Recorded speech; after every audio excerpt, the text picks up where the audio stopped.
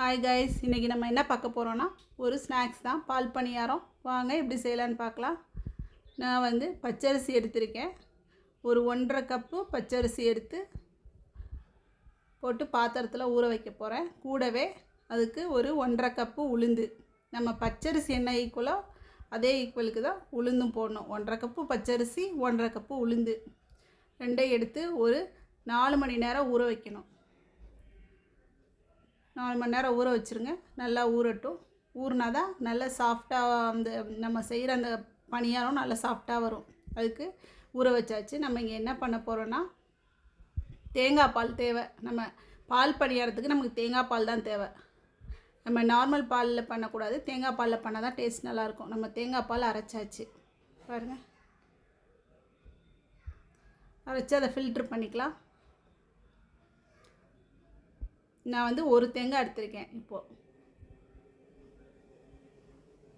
நல்லா ஃபில்ட்ரு பண்ணி எடுத்துருங்க. நல்ல அந்த ஒரு திக்கான கன்சிஸ்டன்சியில் பண்ணிங்கன்னா நல்லாயிருக்கும். பால் எடுத்தாச்சு பாருங்கள். இப்போ இதோட ஏலக்காய்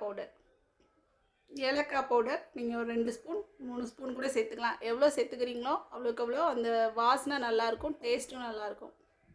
அதோட சர்க்கரை ஆட் பண்ணிக்கிறேன். சர்க்கரை நம்மளோட ஸ்வீட்டுக்கு ஏற்ற மாதிரி தான். உங்களுக்கு எவ்வளோ ஸ்வீட் வேணுமோ அவ்வளோ ஸ்வீட்டுக்கு ஏற்ற மாதிரி நீங்கள் ஆட் பண்ணிக்கலாம். நான் ஒரு 10 ஸ்பூன் கிட்ட ஆட் பண்ணியிருக்கேன். சின்ன ஸ்பூனு, அதனால் ஒரு 10 ஸ்பூன் போட்டிருக்கேன். இங்கே நாட்டு சர்க்கரையும் போட்டுக்கலாம். பட்டு வெள்ளை சர்க்கரை போட்டால் அந்த கலராக ஒயிட் கலரில் தெரியும், அதுக்காக போடுறது. இப்போ நம்ம மாவு எல்லாம் நல்லா ஊறிடுச்சு பாருங்கள். அரிசி உளுந்து நல்லா ஊறிடுச்சு. இந்த ஸ்டேஜில் நம்ம அரைச்சிக்கலாம். நல்லா நம்ம வந்து வடைக்கு எப்படி அரைப்போமோ அந்த ஒரு கன்சிஸ்டன்சியில் அரைச்சிக்கணும். அந்த மாவு அரைக்கிற கேப்பில் நம்ம இங்கே வந்து கடாயை வச்சிடலாம். நம்ம அந்த பணியாரம் பொரிச்சு எடுக்கிறதுக்கு நம்ம ஸ்டவ்வை பற்ற வச்சு எண்ணெய் ஊற்றிக்கலாம். எண்ணெய் கொதிக்கட்டும். எண்ணெய் கொதிக்கிற கேப்பில் மாவு அரைச்சிடலாம். பாருங்கள், மாவு அரைச்சாச்சு. மாவு பாருங்கள், இந்த மாதிரி ஒரு கன்சிஸ்டன்சி பதத்துக்கு வரணும். வடை மாதிரி நம்ம போட்டு எடுக்க லைட்டாக ஒரு உப்பு, ஒரு பிஞ்சு உப்பு, ரொம்ப அதிகமாக போடக்கூடாது, லைட்டாக. இப்போ நம்ம இதை மாவை எடுத்து மிக்ஸ் பண்ணி எண்ணெய் காஞ்சிச்சு பாருங்கள்.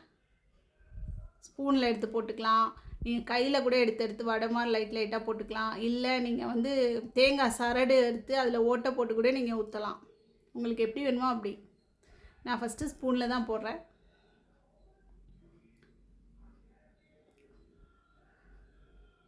அதுக்கப்புறம் வேணால் நான் கையிலையும் போட்டு பார்த்தேன், ரெண்டுமே நல்லா தான் வந்தது.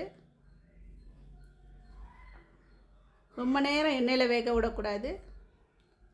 லைட்டாக அந்த ஒயிட் கலர் இருக்கும்போதே நீங்கள் வந்து ஒரு திருப்பி போட்டு எடுத்துடணும்.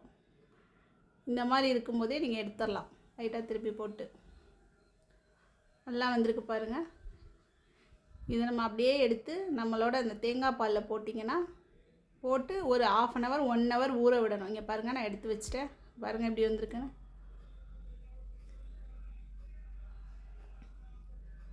நல்லா பஞ்சு மாதிரி வந்திருக்கு பாருங்கள். இதை வந்து நம்ம ஒரு பவுலில் போட்டு தேங்காய் பால் எடுத்து ஊற்றி வச்சிடணும். ஒரு 1/2 hour 1 hour ஊற விடுங்க. ஊறினதுக்கப்புறம் எடுத்து சாப்பிடுங்க. அவ்வளோ டேஸ்ட்டாக இருக்கும். கண்டிப்பாக ட்ரை பண்ணி பாருங்கள் பால் பணியாரம்.